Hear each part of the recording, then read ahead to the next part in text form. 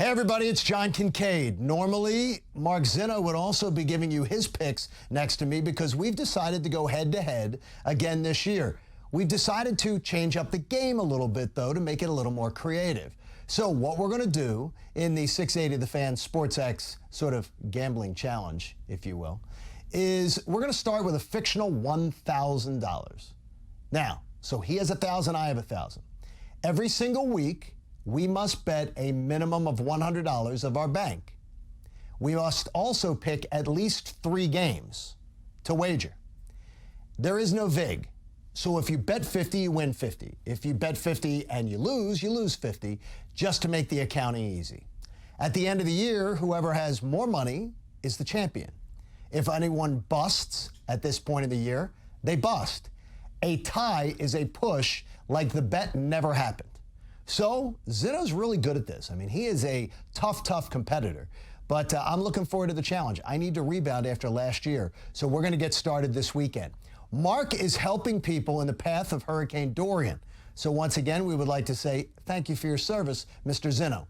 From that point, I say, bite it. I hope you lose every single week. So let's make it clear. Here are my first 3 week selections for week 1. I'm going to put $50 of my bank on the Seattle Seahawks. I'm going to lay 9.5 points against the Cincinnati Bengals. So give me Seattle minus 9.5 for $50 of my bank. Then I'm going to bet 2 games in the NFC East, and I think I'm going to surprise you. I'm going to put 25 of my bank on the Washington Redskins plus 10 at the Philadelphia Eagles, and the New York Giants plus 7.5 versus the Dallas Cowboys. Those are for 25 each. So I've risked $100, which is the minimum we have to risk every single week. I've played the minimum of 3 games, which we're required to. Remember, ties push like they never happened. Whoever wins at the end of the year is the person that has the most money in their bank.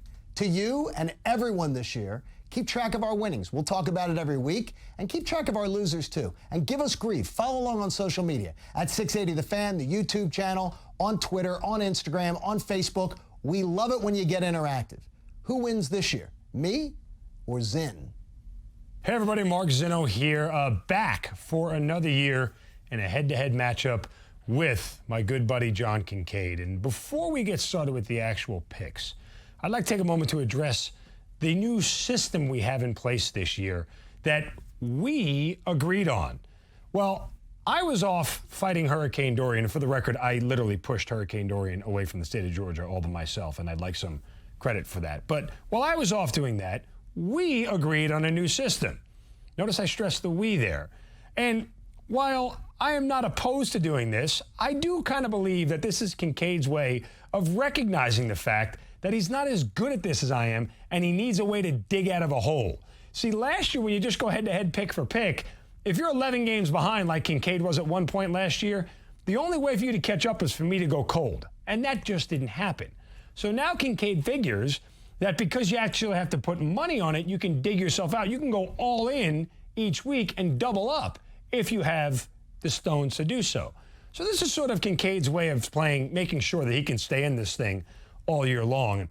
And John told me, well, Zinno, it's about strategy. And I said, well, John, when your picks are as bad as yours are, you need some strategy. My strategy is hand out winners. I did that last year, and I plan on doing it this year. So with that, I'd like to give you my 3 picks, a.k.a. winners here in our Friday favorites. And I'm sticking to the old school theory because you know what? I believe that people are visual. And these are my 3 picks for the week. Let's start with the Indianapolis Colts. I know there's no Andrew Luck.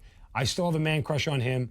I still like the Colts a lot. They're in Los Angeles at StubHub Stadium. No home field advantage.